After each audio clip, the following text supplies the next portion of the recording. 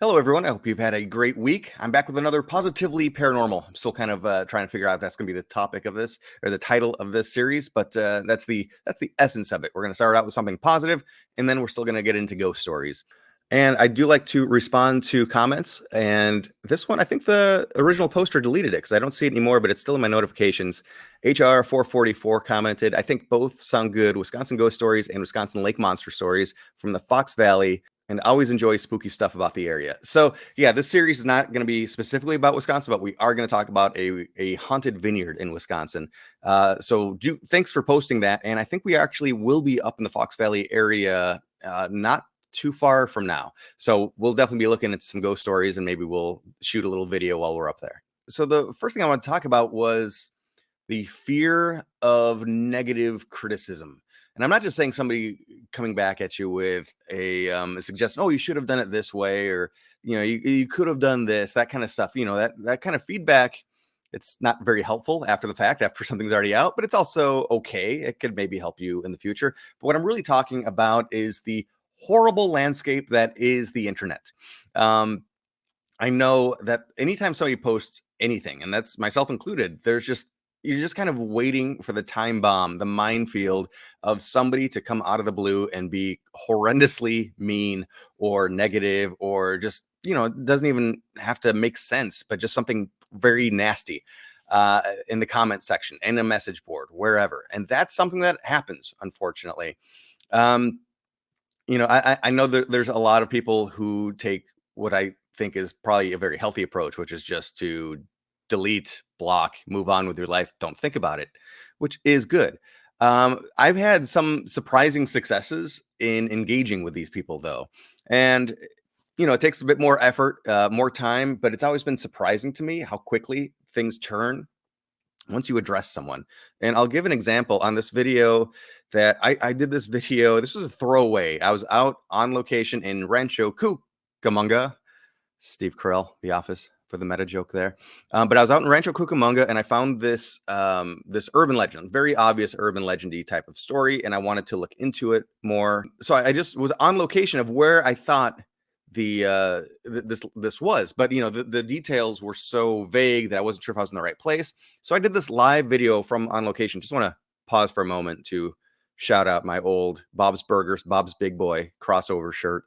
But yeah, this throwaway video, which is horrible, and it's not edited. It's just nothing unique, honestly. It's me saying, hey, here's a story I heard, and I'm trying to find the actual location. If there's anybody out there, let me know. As you see, one of the comments was, so far you've made it all about yourself and nothing about the haunting. So this video is just a bunch of BS, and I don't believe it till I see it, which is insane because I'm not trying to convince anybody of anything. So they believe it when I see it.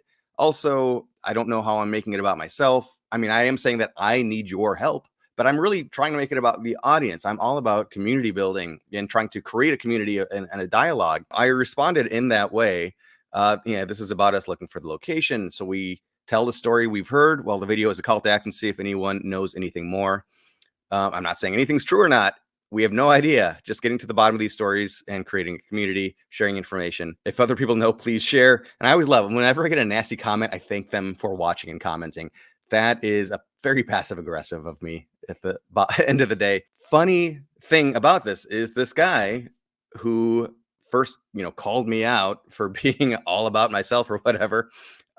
He ended up contacting me directly and saying, oh, that's cool that you're doing that. Well, here's some information. Here's some ghost stories I have of myself. And here's some other cool places in the area you should look into. Why did you come in so hostile? What is it with these people that take this approach? And it's happened way more than once. But the second you engage and talk to them, and this isn't going to be across the board because some people don't care. They're just throwing nasty stuff out there. And of course, we don't have time for them. But the second you try to engage with them and actually talk to them like a person, even though they didn't approach you like a person, like a civil human being, it's amazing how quickly they turn and suddenly want to be friends. So I don't know. That's just something that I've learned. And, the worst thing in the world is if this fear of negative feedback, of nasty comments, is something that will, that will stop you or slow you down from putting yourself into the world, whether it's art, or just talking, just vlogging like this, whatever. Do people even say vlogging anymore? But you don't want the fear of negative people to stop you from being you, and that's really the point of this chat right now. And again, it's something that my first instinct when I saw a really nasty comment was just delete it, block them. And again, it's a choice to try to engage more. And what is the most positive outcome? The most positive outcome is maybe restoring a little bit of faith in humanity, that they're not just soulless jerks out there. There are people that maybe were having a bad day when they came out. I don't want to make excuses for people, but this negativity usually comes from their own place of fear or of bad self-image, and that they're projecting that in some way. So if you can try to engage, you just never know. You never know what might come of it. And in the meantime, I got tips on other interesting haunted locations to check out, which I didn't think anything was going to come from it. I expect people to not respond at all if I try to engage with a nasty comment. But, sometimes things happen. So, yeah, let's get into some ghostly stuff. But first off, I just, again, want to thank Wonderfully Weird and Horrifying. They lined us up with a fun interview yesterday. My co-host Max Tim and I, we interviewed Jackson Schreiber, who works for Catch Data Analysts, which is an entertainment industry system for logging movies and TV shows and all that. So it was fun to talk to him about that a little bit, but really what we got into is horror movies. That's what we want to talk about. We talked about a lot of horror movies, and since he lives in Chicago, we talked about some Chicago haunted locations. So if you have interest in any of those, check out the live stream that we did just yesterday. But I wanted to share, and I teased it actually in that interview, that my wife and I went to a haunted location just last weekend there, but we didn't know it was haunted. And it's Wollersheim Winery. And before I get into the ghost stories, I just want to share a little bit about this, because I think most people, when you think wine, you think Wisconsin, right?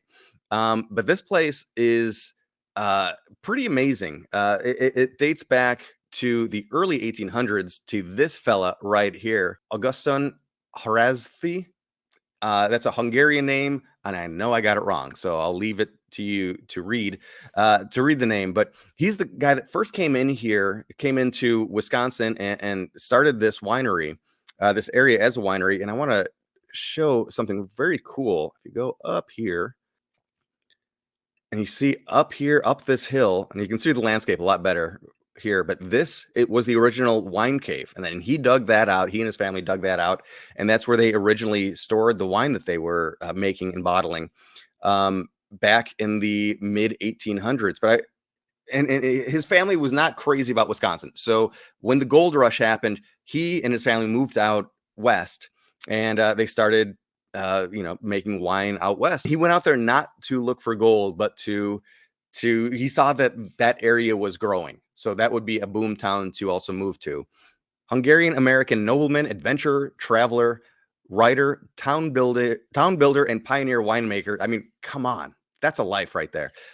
In Wisconsin and in California, often referred to as the father of California wine alongside Junipero Serra. Now, that name jumped out to me so much as a guy who lived in LA and was researching haunted California up and down the coast. This was one of the original Franciscan monks who set up a number of the famed missions around California. So the original 13 missions that people make treks to go see all of them, he set up, I think, like 8 of them, a whole bunch of them anyway.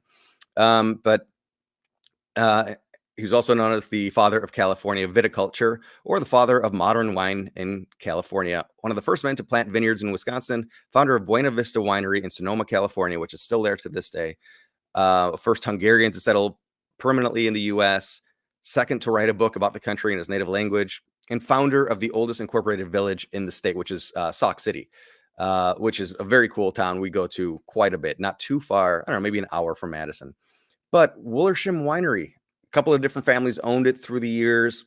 They lost all of their vineyards, I think, in 1899. There we go.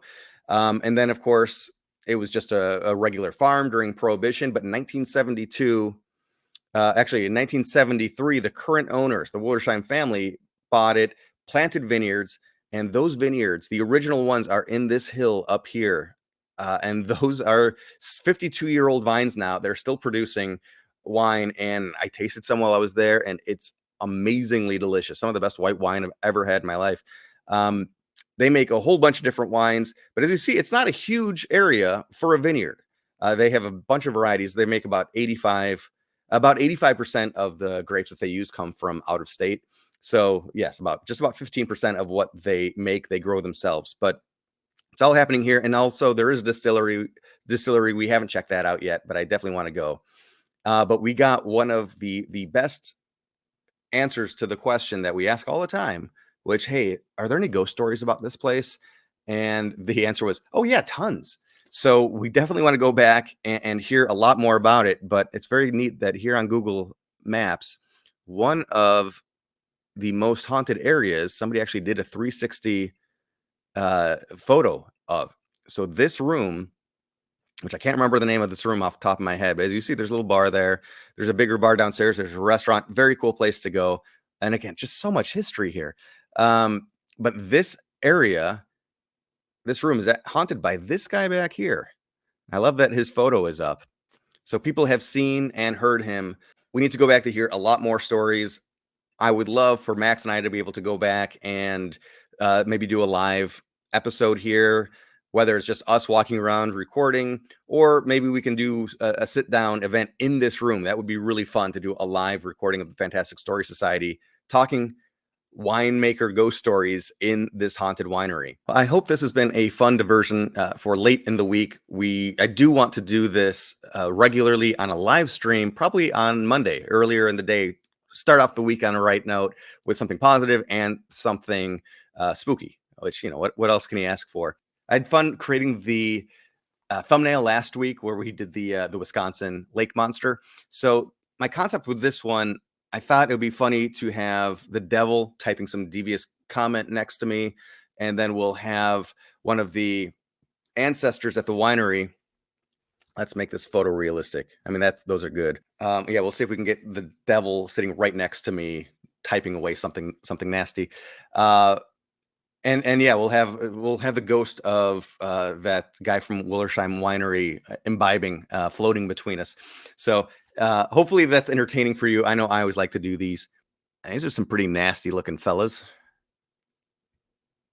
Yeah, I can find something to work with here. Oh, I love the flames coming up from below frame here. Okay, that's a winner. But yeah, so we also want to see the Wollersheim ghost and see if we can add him to this as well. Hopefully you're enjoying watching this part of the creative process. I can definitely do this off camera, but it's always weird how they approach ghosts. I mean, it's just a dude in white makeup there, but then there's an actual ghost behind him. Why isn't that thing back there drinking the bottle of wine? Yeah, we'll find. I might have to poke around a little extra with this one. Oh, I love he's giving the rock fist here. He's loving this wine. And this guy he's drinking the wine of the ghost. Interesting. I'll keep poking around. Hopefully you're enjoying this process of making the thumbnails. I just think it's a fun way to play around with AI image generator. They obviously need a lot of work still, but it's, hopefully it's entertaining for you because it's entertaining for me. Thank you for watching, and I'll see you next week.